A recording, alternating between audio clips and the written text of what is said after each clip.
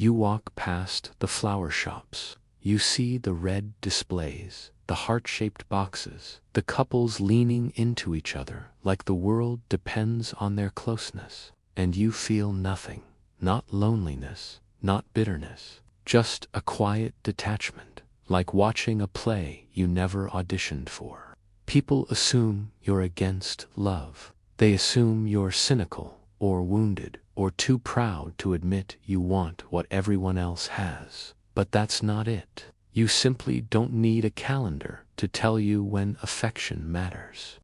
There's a psychology to this, a pattern beneath your refusal, and it's not what the world thinks it is.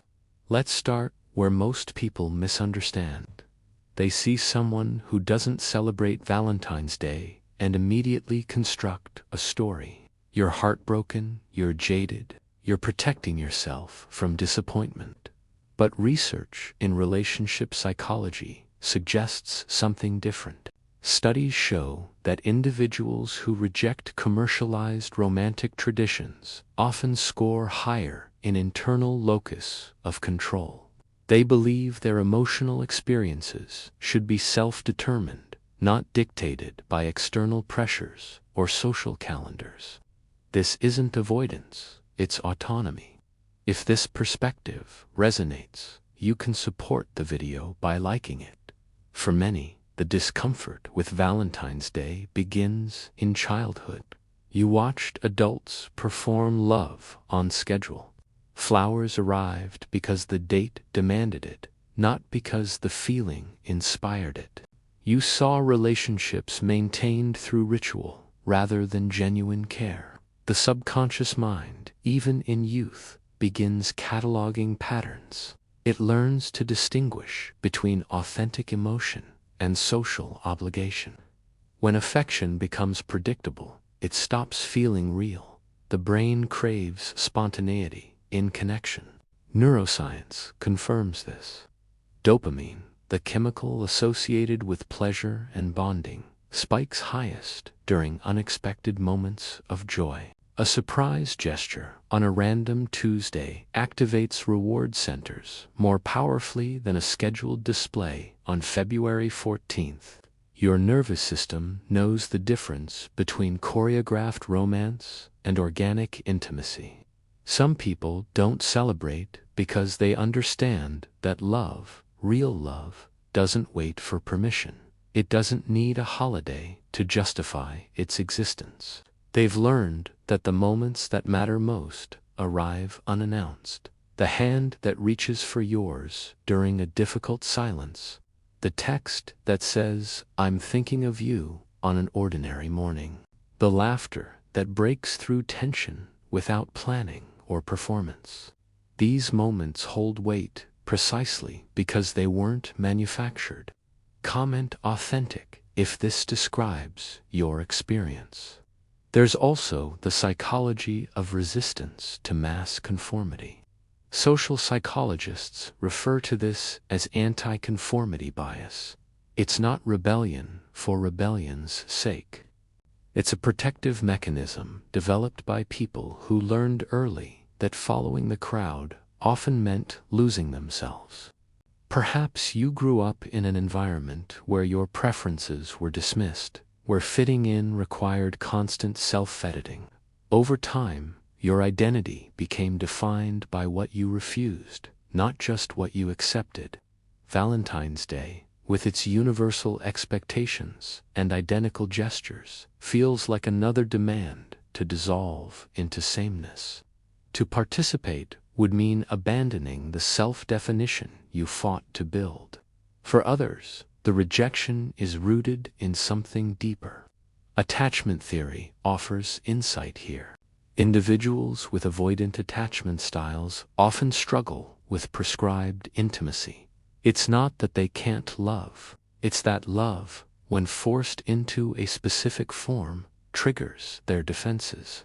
Valentine's Day asks people to declare affection publicly, predictably, uniformly. For someone whose early relationships taught them that vulnerability leads to disappointment, this feels dangerous. The holiday becomes a performance of emotional availability they're not ready to give. Their refusal isn't coldness, it's self-preservation dressed as indifference. Then there are those who simply see through the construction. They recognize Valentine's Day for what it is, a marketing invention. Psychologically, these individuals score high in critical thinking and low in susceptibility to social influence. They don't need to rebel against the holiday. They just don't believe in its premise. Research shows that people with strong analytical tendencies are less likely to participate in culturally manufactured events. They question the origin, the motive, the outcome. When they trace Valentine's Day back to its commercial roots, the illusion dissolves. What remains is a transaction dressed as sentiment, and they're not interested in transactions when it comes to love. Type YES if this helped you understand something about yourself. There's a loneliness that sometimes accompanies this choice, not because you want to celebrate and can't, but because the world misreads your absence. Friends offer pity you don't need. Strangers assume you're bitter. Even well-meaning people suggest that maybe you're scared of intimacy, that maybe you're missing out, but you're not missing out. You're simply refusing to participate in a version of love that feels hollow. The loneliness comes from being misunderstood, not from being alone. It comes from living in a culture that conflates spending with caring, that measures affection by the size of the bouquet. Some people avoid Valentine's Day because their love doesn't fit the template. Their relationships exist outside traditional structures. Polyamorous individuals, aromantic people, those in long-distance situations, those grieving lost partners. For them, February 14th isn't romantic, it's alienating. It reminds them that their version of connection doesn't have a greeting card. Society celebrates one kind of love, monogamous, heterosexual, publicly visible, and dismisses the rest as incomplete. So they step away, not because they lack love, but because their love refuses to be reduced. If someone you know might benefit from this, feel free to share it. And then there's grief. The people who once celebrated but can't anymore. They lost someone who made the day meaningful. Now every Valentine's reminder feels like salt in a wound that never fully closed. Psychologists call this anniversary effect, where specific dates trigger intense emotional recall. For someone navigating loss, Valentine's Day isn't romantic. They don't celebrate because celebration would require pretending the absence doesn't ache. Refusal becomes an act of honoring what was by refusing to replace it with something hollow. But perhaps the most profound reason people avoid Valentine's Day is this. They understand that love is not an event, it's a practice. It lives in the daily, the mundane, the unremarkable, the coffee made without asking, the silence shared without discomfort, the patience extended when exhaustion would be easier. These moments don't need decoration. They don't need acknowledgement from strangers or validation from culture. They simply are. And for some people, that quiet constancy feels more honest than any choreographed gesture ever could. If this gave you clarity, comment clarity below. So when February 14th arrives and you feel nothing, understand this. Your indifference is not emptiness, it's discernment. You're not rejecting love, you're rejecting the performance of it.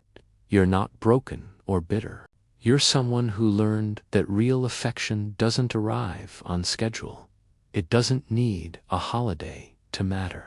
It simply shows up, unannounced, in moments too small for the world to notice, but large enough to change everything. The people who don't celebrate aren't the ones afraid of love. They're the ones who refuse to reduce it. They're the ones who know that intimacy isn't a transaction, that connection isn't a calendar event, that the heart doesn't need permission to feel. And maybe, just maybe, that's the most romantic position of all.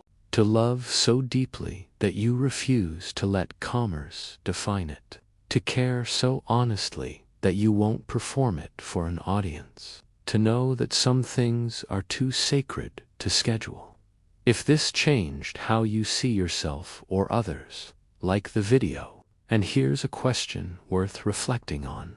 What would love look like if no one was watching? If you want more psychology that sees you clearly instead of judging you quickly, subscribe.